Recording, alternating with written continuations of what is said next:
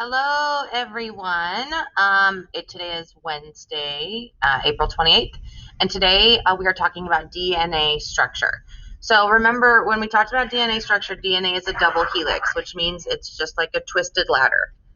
So if you were to take a ladder and here's your ladder, and then you twist it, this is the molecule of DNA. This is what it looks like, and it's made up of a couple really important parts. Okay, the first is going to be the nucleotide. The nucleotide is what we see here that's circled in this picture. That's going to be composed of the nitrogen base. The nitrogen base are the A's, T's, G's, and C's. The deoxyribose sugar, which is always connected to the nitrogen base, and then your phosphate, which is this guy hanging out over here.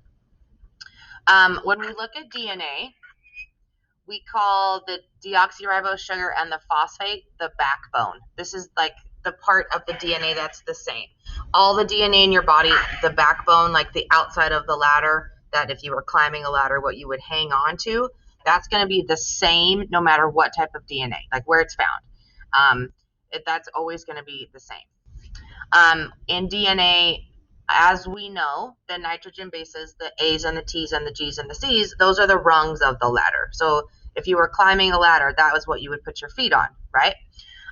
Those are A, T, G, and C. And we know how those pair, right? A with T, always. Apples in the tree, that's how we remember that one. And then C pairs with G, cars in the garage. All right, so those are the four nucleotides that make up DNA. I'm sorry, nitrogen bases that make up DNA. Remember, the nucleotide is what I have circled right here in pink.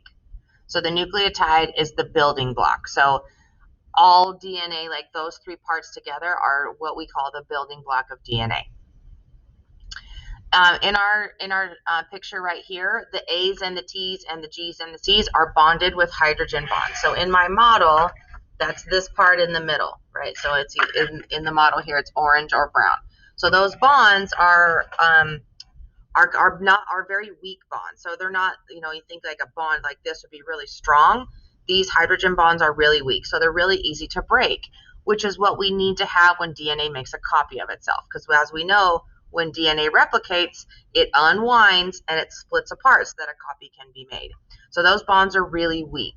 The rest of the bonds in DNA are really strong, but the hydrogen bonds are not. And those hydrogen bonds are what hold our A's and T's and G's and C's together. Even though they're not really strong, they're strong enough to hold those nitrogen bases together. Okay, so one thing that we need to know is that sections of DNA are a gene. So in this picture right here, like this whole section of DNA would be a gene. And what makes genes different is like how these nitrogen bases are ordered. So depending upon the order, like that specific order is going to code for something. So let's say this gene right here, this SNP of DNA is going to code for hair color. So based upon the order that these A's and T's and G's and C's are in, is going to code for a certain hair color, whether that's brown or red or blonde or whatever. But the order of the nitrogen bases is what's going to change depending upon what trait it is that is going to be expressed in the individual. So I guess that is pretty much all that you need to know. On your STAR test, guys, what they always ask about is what is a nucleotide. Make sure you know what a nucleotide is. I know you're probably pretty strong on what pairs with what. Just remember apples in the trees, cars in the garage.